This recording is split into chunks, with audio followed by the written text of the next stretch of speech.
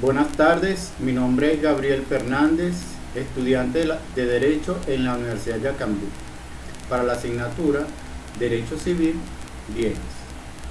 Hablaremos en esta parte del video sobre la responsabilidad patrimonial, concepto, principios, integridad del patrimonio, responsabilidad ilimitada, noción de privilegios y de derechos reales de garantía, que son prenda e hipoteca, patrimonio del ausente, patrimonio de herencia yacente y el concepto de nasciturus. La responsabilidad patrimonial considera como un objetivo sin calificación alguna, sin condición alguna o lo que es lo mismo, no depende de una persona ni de la personalidad, sino más bien como un conjunto de bienes que persigue un fin judicialmente tutelado. Es decir, la existencia del patrimonio guarda como destino final solo la parte económica, sin que nada importe la persona que lo tiene ni su personalidad. El patrimonio se define en razón del destino, que es un conjunto de derechos, bienes y obligaciones que posee o tenga en relación a un fin jurídico. De la noción de personalidad se entiende que el patrimonio estimado en forma objetiva es un núcleo de bienes y débitos inseparables afectados a un fin económico jurídico, no determinándose su valor activo o neto mientras no se haga efectiva su liquidación. De igual forma, la responsabilidad patrimonial está condicionada al cumplimiento de un deber a cargo del deudor, y como quiera que estos actos lesionan los intereses de los acreedores, el legislador le concede ciertas acciones dirigidas contra el deudor. Seguidamente, según Mauricio Rodríguez Ferrara, se asume que por responsabilidad patrimonial genérica puede entenderse la especial circunstancia por la cual, y en atención a la ley, todos los bienes del deudor funcionan como garantía de los créditos de sus acreedores.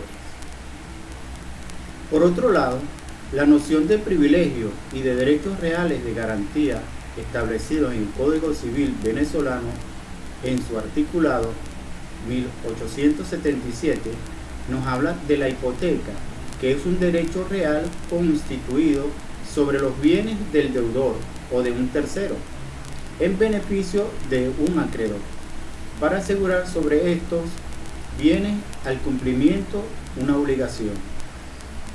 La hipoteca es indivisible y subsiste todas ellas sobre todos los bienes hipotecados, sobre cada uno de ellos y sobre cada parte de cualquiera de los mismos bienes. Está adherida a los bienes y va con ellos cualesquiera que sean las manos que la posean. El articulado de 1837 del mismo código, la prenda es un contrato por el cual el deudor da a su acreedor una cosa mueble en seguridad del crédito. La deberá restituirse al quedar extinguida la obligación. En el tema que nos ocupa debemos hablar sobre nasciturus, término en latín que hace referencia al que va a nacer.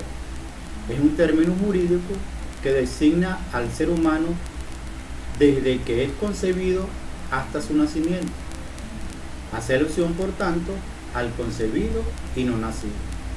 En muchas legislaciones, el nasciturus no tiene personalidad jurídica. Sin embargo, y dado que generalmente la adquiere al nacer, en ciertas circunstancias se le reconoce una serie de derechos. Así, el nasciturus se encuentra protegido por el ordenamiento jurídico, pues se le considera un bien jurídico necesitado de tutela. Por otra parte, una vez acontecido el nacimiento, mayor parte de las legislaciones existentes reconocen constitucionalmente derechos a toda persona nacida. Patrimonio del ausente, determinado por una finalidad de orden jurídico. cuál es la conservación de los bienes de una persona que en un momento determinado no se sabe si existe ni dónde se encuentra.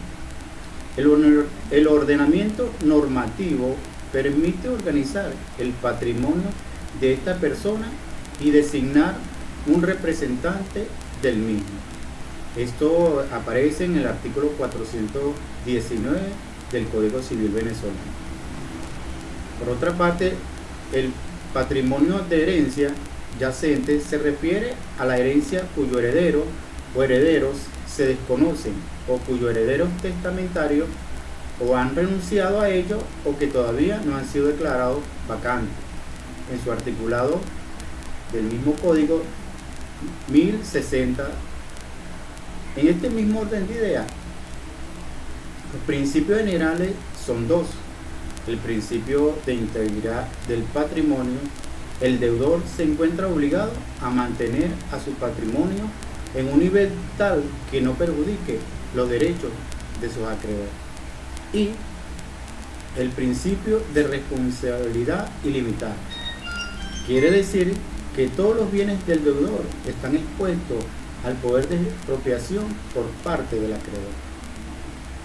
En el título 21 de los privilegios hipoteca, en su articulado 1863, obliga personalmente al sujeto a cumplir sus obligaciones con todos sus bienes habidos y por haber. Y en el mismo Código Civil, el de 1864, los bienes del deudor son la prenda común de sus acreedores, quienes tienen en ellos un derecho igual. Así, no hay causas legítimas de preferencia. Para finalizar, las causas legítimas de preferencia son los privilegios y las hipotecas como garantía de los acreedores.